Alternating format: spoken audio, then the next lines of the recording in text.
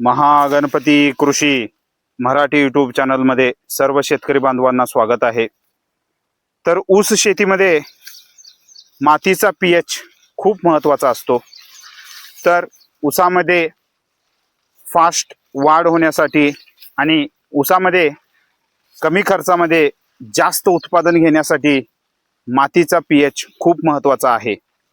PH कमी असेल किंवा पीएच जास्त असेल तर पोषक द्रव्ये जे असतात ज्याला आपण न्यूट्रिएंट म्हणतो तर ते व्यवस्थित ऊस शेतीला भेटत नाही।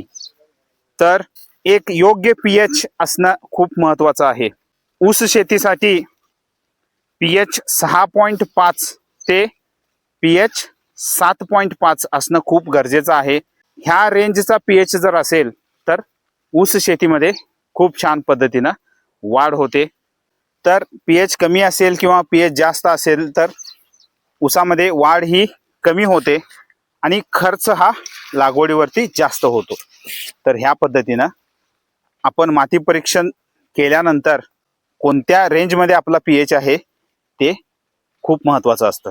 तर ऊसासाठी 6.5 ते 7.5 पीएच असणं खूप महत्त्वाचं आहे।